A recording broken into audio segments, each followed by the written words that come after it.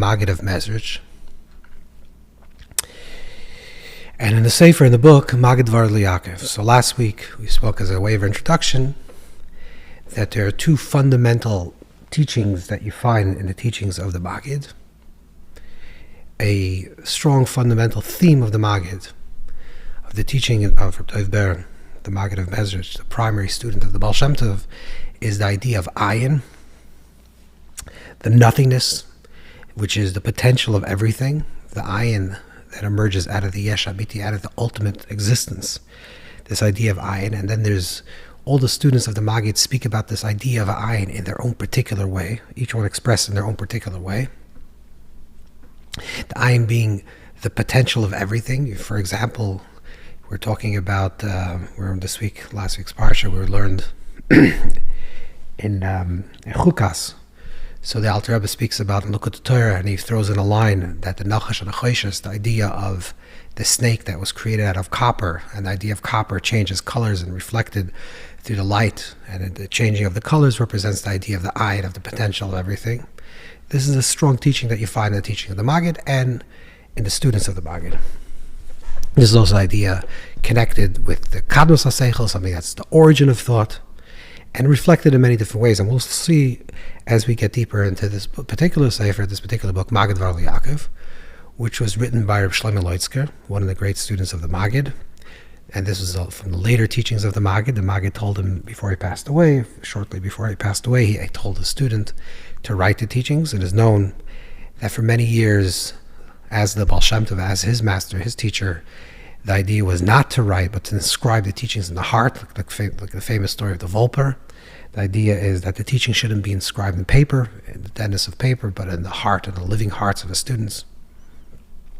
But then later, at the end, the Magid told his student to write some of the teachings, and he said, is the idea of that when a person passes away and you repeat the teachings of a teacher, then it's as if Svais Dovivos Bekever, it's as if you're animating. We spoke about this once at great length, what this means, that you give animation to words, and you give the soul, and you connect with the soul of the tzaddik, of the righteous person, of the teacher, and through that you can animate the teachings again.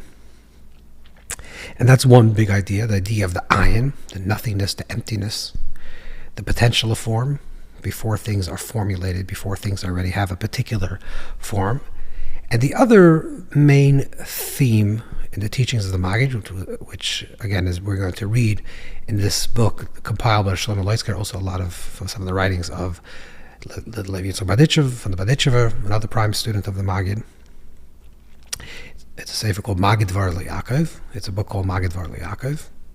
And in this, and you'll see in the first few teachings for sure, and this is a theme that runs throughout the teachings of the Magid, which we spoke about last time, the idea of the playfulness, of that the metaphor, the mashal that the Baal Shem Tov uses a lot, is of a parent, an adult parent having a conversation or a relationship with an adult child.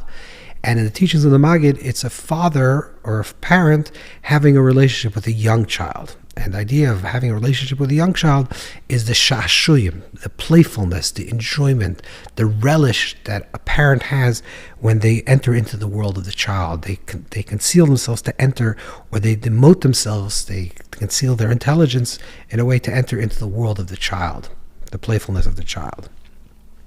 Or classically, the way the Magid also brings down the idea of tzipor havadeberes. Tzipor havadeberes is the bird that speaks. That if a normal person speaks, a human being speaks, it doesn't arouse such delight, such shashuyim, such enjoyment and relish and pleasure. However, when you see a bird, a parrot speaking, that's unusual, it's extraordinary, and that brings pleasure. It's a chiddush. There's a novelty to that idea. And the novelty to that idea brings pleasure. And this is the way our existence is. The novelty, our service, our divine service is the novelty, and the whole Bria is the novelty of this. That it's a chiddush, it's a novel idea that us are in relationship with the Creator. And that brings great pleasure. Now, of course, the mashal, the metaphor of a tzipor havadeberes, of a bird that speaks, is not exactly a good description in a way of our relationship to the Creator, to Hashem, Kadosh Baruch Hu, because in the relationship between the king and the Tzipor HaMedaberes is that the king and the bird are two separate things. The bird doesn't receive the energy for its life, for its existence, for its sustenance, for its sustaining from the king. It has an independent existence. And the novelty of the experience is that the bird is speaking to the king, and that brings great pleasure. But in the nimshal, in the interpretation of this metaphor, HaKadosh Baruch Hu, Hashem is the king in this metaphor, but the bird, which is us, that speak and experience connection and longing and desire to be connected to the king, our entire life force, and in fact, our entire being is essentially part of Hashem. So it's the self enjoying parts of its own self, the self with a capital S. Because the ultimate I experiences ultimate self. So it's really, and even experiences suggest some type of separation, and there isn't really no such an idea of separation. So this is something we have to understand. It's interesting that the Rebbe once spoke about this in Tafshi and Dal Yud Shvat. The Rebbe began the Farbrengen speaking about this idea and saying that the mashal and the nimshal are not really aligned. The metaphor and the interpretation of the metaphor, which is the idea of a tzipor v'taberes, a bird that the king enjoys speaking, is very different when the king himself, itself, herself, whatever, how we ever define Kadosh Baruch Hu, which is undefinable, the infinite one, is actually both the king and the bird itself. But the answer is that it's because our experiences, the way we perceive it, and that because we perceive it as a separate entity, we perceive ourselves as something that's separate, and that itself is the divine pleasure in the perception of man, that man perceives himself to be in a separate being, and in that relationship, it's like the bird that speaks. This is similar. It's all a sign of this. Is similar to the idea that the Tzemach Tzedek expresses in Derech Mitzvah Manas Alakus. The Tzemach Tzedek talks about this famous question that the Rivash, one of the great poskim, one of the great sages that lived, and it lived in the beginning of the 1400s in Spain, and eventually moved from Spain to Algeria.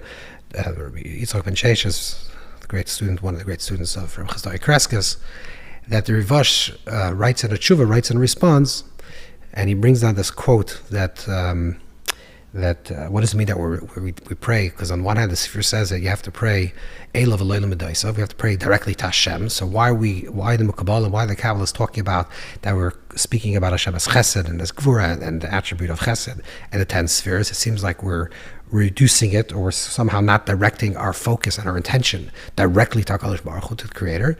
So the mashal that's brought down, the metaphor that's brought down, is, for example, when a person comes in front of a king, and the person needs, and let's say, imagine if you're going in front of a king and the king was all powerful.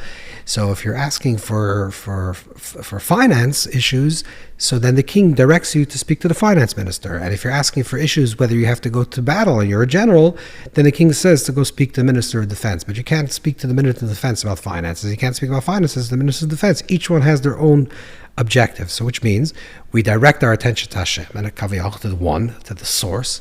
And Hashem is using these kalim, these vessels, these attributes through which to funnel this idea to us. So if it's finance, it comes to the minister of finance. So kaviyachal, which is idea. If it comes to the attribute of chesed, of kindness, or the attribute of gur, which is discipline and restriction, it's all. But so this is the mashal. So it's almost like asks in the metaphor where there's a king and there's ministers. The king and the ministers are actually two separate beings. But over here, HaKadosh Baruch Hu, Hashem, and the attributes, the divine attributes, if you wish, it's kul echad. That Hu Amad V'hu Eidei V'hu Yidu. Hashem is one, and His wisdom is one, and His knowledge is one. There is only one, and it's not like a wisdom that comes from the outside and it's like acquired, which is called Seichel al Nikna. It is what it is. It's in itself. And the same thing the Alter Rebbe writes in Shayachim, and the same thing also with the midas of HaKadosh Baruch Hu, the same thing also with the divine attributes, that they're one and the same. Hu Amad V'hu Eidei and Hu HaChachma V'hu HaChesed V'hu HaGvura. It's one and the same. So how could you bring this analogy? And the answer is that it's the way we understand it, the way we're experiencing it. So again, using this the same idea, which is that in our experiences and the way we experience our relationship to the Creator, we experience it as if we're a tzipor hamedaberes, as if we're a bird that's speaking, and that itself, in our experience, is what arouses divine desire. So let's see how the Magid speaks about this idea, and we'll start with the first teaching, and Be'ez Hashem will learn the first teaching of the Magid, the way it's compiled in the Sefer, in the Magid Devarav. Amar Rabbi Yitzchak. So Rabbi Yitzchak says, or in the earlier version it says Amar Rabbi Yanai, but the version that we have is the version that we have in Rashi, because this is a Rashi at the beginning of Chumash, that Amar Rabbi Yitzchak. Rabbi Yitzchak says, Yitzchak was the father of Rashi, not this Rabbi Yitzchak, but the Rashi Rishlam and Yitzchak. Lo yitzarich lahascha Torah l'mochedesh dalachem. The Torah starts off with the story of the narrative of creation, the creation story, and then it speaks about Avram and Yitzchak and Yaakov, the entire creation story, but more about the creation story. And finally, in the beginning of the book of, in the middle of Shmos, towards the beginning of Shmos, that's when the Torah says, you should sanctify the new moon, which is the first mitzvah of the Torah, first obligation that Klal Yisrael, the people of Israel, receive in Egypt, in terms of their practice, is a Chodesh Zalachem. So the Mezritch asks, or Magid Devarav asks, why does the Torah start from the beginning? Why does the Torah start from the creation story? Why is it relevant? If the idea is in terms of practice, what we have to do, so why is it relevant? And especially because Kvod Elokim Hasna Davar, like the Mezritch says, that the Kvod Elokim, the glory of the Creator, is actually concealed, and like the Ramban writes in the beginning of Bereshis, that we don't really understand. And we're not trying. We don't have a really understanding of the Ma'aseh Bereshis, of the way the workings of creation happen. So why is it relevant? The Lama Gilul Lahem Ma'aseh Bereshis. So why did the Torah reveal the idea of the workings of creation? Because Klal Yisrael said Nasa v'nishma, we received the Torah, which means that Eretz Yarav Shakata, like the Talmud says, the Gemara says, that the world was trembling because it didn't know if it could exist. And when Klal Yisrael, we received the Torah, then in Shakata the world became peaceful. So what does this mean? Al derech she'amar Chazal. This is similar to what the Razal say, that Yisrael alu machshava. So the Mezritch says that Yisrael, the concept that there will be Yisrael, there'll be Klal Yisrael, there'll be Yisrael, was Aldu Machshava had entered the original thought of the Creator. Kedimas haratzon hayi b'shvil sheyi Yisrael tzadikim b'chol davar.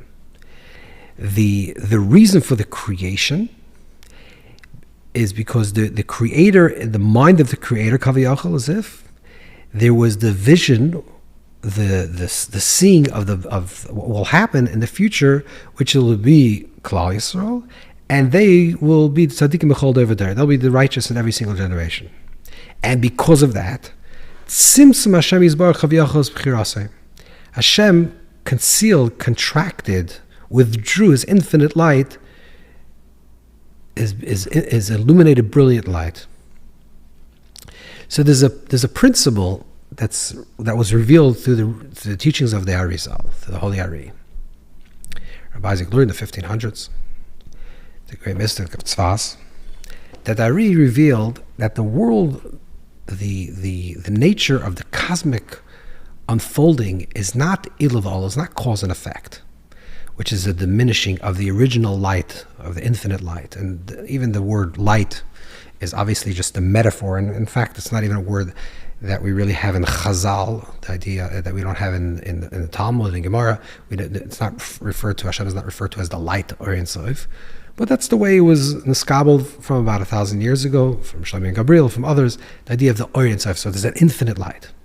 This infinite light, the way it was understood and the way it was revealed and the way it actually was true before the teachings of the Arizal, was that the infinite light became diminished more and more and more until it became completely opaque and obscured, until you see tables and chairs and time and space and consciousness, until you see this physical world. So the light diminishes itself slowly, and becomes more condensed and more condensed.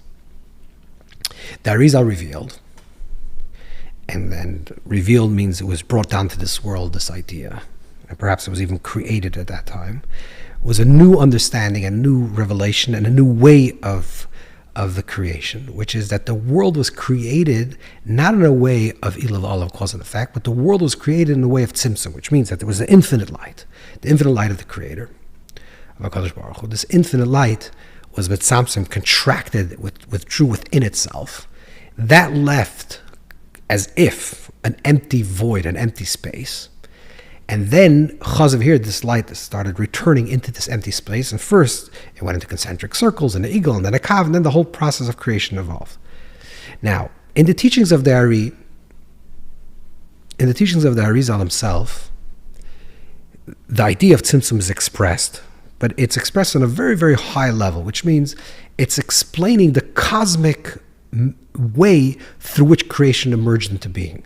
Creation means our creation, our reality of time, space, and consciousness, which is our finite perception of reality.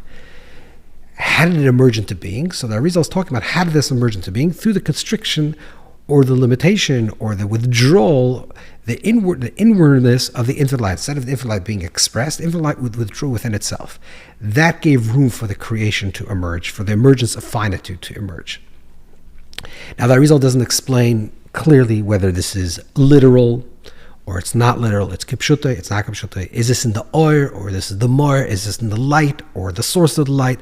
All these things are not clearly delineated in the writings of the Ari, but what's most importantly, what's not clearly delineated in the reasons of the Ari, is that the reason for this purpose, like the Ari is explaining that it comes along the Magid, and the Magid says that the purpose and the reason for the Tzimtzum, the reason why there was a Tzimtzum, there was a contraction of this infinite light, because you saw Olam Machshava, because Hashem saw from past, present, in the state of past, present, and future, which is beyond time. Kaviyachal, this is all not literal, but Hashem saw what will be created in the future, and there'll be people, Yisrael, who will be in relationship and in dialogue with the Creator. And that created a tremendous amount of joy, shashuim, a tremendous amount of pleasure. And the reason why the Creator was Tzimtzum, was constricted, the infinite light, is because of that joy. So the foundation of the entire reality is based on shashuim, which is clearly expressed in the teachings of the Magid, and later in the teachings of his students, and later older Hasidic rabbis explain this in great detail. But some of this idea is also connected with what is explained by the Emek HaMelech, that Shashu HaMelech Batzmusei, there's a type of divine pleasure within itself, which is earlier Kabbalist that's writing.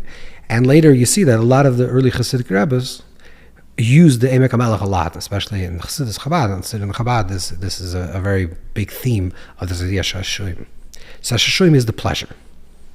So the foundation is the pleasure. For example, he says like this: Kidimian of Hamitzamtzum Esichle Medaber Divakaratnus Bishul Bnoi HaKatan. It's similar to a parent who has, let's say, a very young child, which we said this is an original metaphor, original mashal that comes in the teachings of the Magid, this idea of this playfulness, which is a parent is an adult, let's say a 30-year-old person, a 40-year-old person. He has a little child. The child barely knows how to speak, or speaks very, simple things, gaga, guga, or not even, or maybe speaks words, but they're very simple, childish words. And the father or the mother is mitzamtzum asichle, they constrict their own intelligence. And medaber divrei katas, and they speak to the child on the level where the child is. So you're going to, if you see a little child playing, so whether you sit down on the floor to play with the child, or whether you're making cooing sounds to the child, or in fact you're having a conversation, but you're not having a conversation on the level of the intelligence of an adult, obviously, but you're constricting your intelligence because now you're having an enjoyed moment, a shashuim, you're having pleasure, a pleasure moment, a playful moment with your child.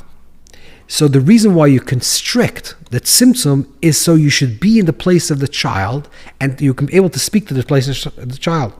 And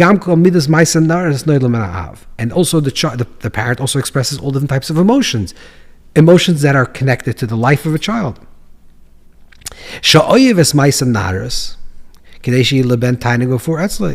The parent does all these types of childish actions because you do this with a lot of love, and you get that on the floor and you're playing, choo-choo train or whatever you're playing, some type of little game that you're playing with your child, because that's the way the child has tainig before it. So that's how the child has tremendous pleasure from the parent. So you're both enjoying each other's company and the relationship by you, because the child is a child that has very small level of intelligence, has moichin dekatnus, has constricted small level of intelligence. The child hasn't yet developed in its full capacity of intelligence. The parent is already has a higher level of intelligence, but the parent is going to Tzimtzum, going to constrict their level of intelligence to enjoy the presence of their child, to get down on the floor and play with the child, and the child is not going to have pleasure of their parent. So they're each having shashuyim of each other. So again, the purpose of the tzimtzum, of the contraction, is so you should have the enjoyment, and when you're having the enjoyment, it's also reciprocal. So when we say that the world was created because of the tzimtzum, that the creation emerged through the tzimtzum, through constriction of the infinite light. Why was there constriction of the infinite light? Because of the shashuyim. What's the shashuyim? What's the desire? The desire is that there should be a cotton, which we are the cotton, we're the child. And we are dealing with Maisa Nairs. We're dealing with small childish play. And our parent in heaven, our Father in heaven, has pleasure. And the pleasure causes the constriction of the infinite light to be in the place of playing with us in our small actions, our small little things that we're doing, in our Maisa Katnus. Okay, so that's what the idea is. So the idea is that the Father, and this is the metaphor, that Hashem constricts the infinite light, so he can experience us in the place of our katnus, in the place of our smallness, which means HaKadosh Baruch Hu is Gadol. Hashem is in the place of greatness, of goodness, great, infinite, infinity. Infinity includes finitude, but infinity. There's a constriction of the infinite light to create katnus, to create small vessels. The small vessels are us. Why? What was the impetus? What causes the desire to constrict? What causes the desire to constrict is the pleasure that the father has when he plays with his child. So the father constricts his intelligence, and now he's having pleasure in the child. And therefore, what is the recipient of that pleasure have, that shashuyim, is us playing with God, us playing with Hashem. So there's a playfulness in knowing that it's just Maisa Katnus. It's a small thing, because it's all post-Tzimtzum, it's from the Tzimtzum. But the Tzimtzum itself allows for this playfulness where the parent, the infinite one, constricts itself to have a relationship with this small little finite being that's called us. And that's the pleasure for Hashem. And that's the Chiddush, that us, small little katnas, are also going to have a relationship with our parent. So the pleasure works both ways, and it's reciprocated. And since this is the desire, the original intention is that Hashem sees this potential of the future where there'll be a small me, a small you, in relationship to the great God. So the great God, Kaviyachol, the infinite one, constricts itself so he can have a relationship with us. There should be an us, and we should perceive ourselves as created post-Tzimtzum, outside in the Makom HaChol, in the place of the emptiness. That we have an independent existence. Again, we said it's just our perception of it, which is also true from Ke'al Hashem, but that's complicated. Let's just say that from our perception, it's true, and that's our experience. And HaKadosh Baruch Hu creates that constriction so we can have that interaction, interplay, that playfulness with us, and us to play Kaviyachol with HaKadosh Baruch Hu. HaKadosh Baruch Hu, Over V'asid, Him Shav Metzlayim. So therefore, because in the Creator's reality, the past and the future are all one, it's infinity, so there is no definition of time and space. So therefore, since in the future it will be created, therefore there was a tzimtzum. So the shashuyim of the future, the pleasure place of playing with the young child, getting down on the floor and playing with the child, and the child playing back with the father. And sometimes the metaphor of the Magid is the child playing with the father's beard. If the parent is also on the floor, the father's on the floor, but playing with the mother's here, or that's the same idea, is that since the future, that's the reality of the future. Therefore, that created the tzimtzum. So the root of the tzimtzum, the root of the constriction, is the pleasure that will be received in the future. And because of the pleasure received in the future, that's why it caused the Tzimtzum in the past. Of course, there's no past and future, but that's in our linear way of thinking. It was created in the past. And in this way, the Tzimtzum itself is part of the pleasure, is part of the tiding. Not only is it the impetus for the purpose of the pleasure, but that's the way the father has real pleasure with the child, is when they're mitzamtzum. When the parent sits on the floor, that's when they receive the pleasure from the child. So in order for the infinite one, not only is that the reason why the infinite one gets down on the floor, but a reason why it's on the floor and being in the floor continuously, which means the Tzimtzum is constantly occurring, is because we are in the place of katnus, we're in the place of constriction, a place of smallness, lefi erech, in comparison to the ultimate greatness that we could achieve. And therefore, that's the pleasure that the parent has. The Tzimtzum, the constriction, is the idea of the first chachma, the first wisdom, which is like the potential, the ayin, the yuli, the potential of all reality, the koyachma. The potential of what? That there is the desire to create, and then there's the plan of how you create. So first is the ratzon. The ratzon is the desire to create. So why was it a desire to create? And why was the desire to go through this process of creating a finite universe with finite beings confined to the world of time and space and consciousness in a very limited way, is because that's the pleasure, that's the tzipor hamdaberes, that's like the bird that's singing, that's the chiddush, that's the novelty. So the whole purpose of the ratzon, alam machshav, the ratzon is the the thought process that was entered is because Hashem Kaviyachol can see in the future, because it's beyond time. So, and then there's a desire to create, and then the process of actually creating is through Chachma. First the initial thought of, okay, so now that I want to create, because I see this vision, how am I going to create? So Raisim Chachma Nafkas, Torah comes from the world of Chachma. Hashem looked into the world of Torah and created the world, which means Chachma is like the blueprint. In the place of the blueprint of creation, that's only the potential. Everything exists within that potential of thought. Therefore, Chachma, ki Chachma ayin. Chachma comes from the world of ayin, because it's ayin still. It's still nothingness. It's still emptiness. It's the potential of all things, but it's not the actual of all things. So it's the blueprint of what things will eventually merge. It's like the menu that eventually is developed. So this is in the world of Chachma. So the Tzimtzum itself is Chachma.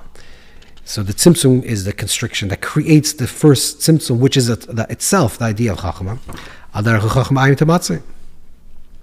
V'atzimtzum hoy b'shvil Yisrael. And the Tzimtzum was because of Klal Yisrael. The Tzimtzum was because of Klal Yisrael, which means that the Tzimtzum was because of the knowing that will happen in the future. And also love was the impetus, was the force, was the creative reality that brought about the Tzimtzum, brought about the constriction. It's like Ava Deichakis Habasar, the Gemara says in Bamitzia, that the love constricts the flesh, which means that the love is the foundation. The love, the desire, the shashuyim, the pleasure place of the relationship between a parent and a young child. When a child is playing, there's something very, when you have a relationship with an adult, a mature adult, and it's a mutual relationship, it doesn't have that same dynamic of very childlike playfulness when you're playing with a child, because a child is not, you're not impressed by what they're saying, you're not impressed even by how they look, you're not impressed by how they're feeling. The joy is just from their being, of just being a child, and that's beautiful, and that brings tremendous joy and both for the parent, and therefore what the parent wants to do is they want to enter into the world of the child. And enter into the world of the child, so now the child can have a relationship with them. So that's the mashal. That's the metaphor of the Tzimtzum. HaKadosh Baruch Hu, Hashem sees the potential of us as young little children. That there's a young lad, and Hashem loves this little child, and sees what this little child is doing, and wants to connect to his parent, her parent in heaven, to have a relationship. That causes the Tzimtzum. That causes the contraction of the infinite light to be contracted, to enter into the world of the cotton, to enter into the world of the possibility that there is a cotton, that there in fact is a child. And that's the love as the foundation, and this playfulness as the foundation of a creation. And of course, the reciprocating aspect of that is that we have pleasure in our parent. It's like the child enjoying the parents playing with them, choo-choo trains or some other little game on the floor. And it's tremendous pleasure for the child, because the child recognizes that they're having a relationship now. So that's the whole purpose of creation, and that was the intention of the entire Tzimtzum. And he says, therefore,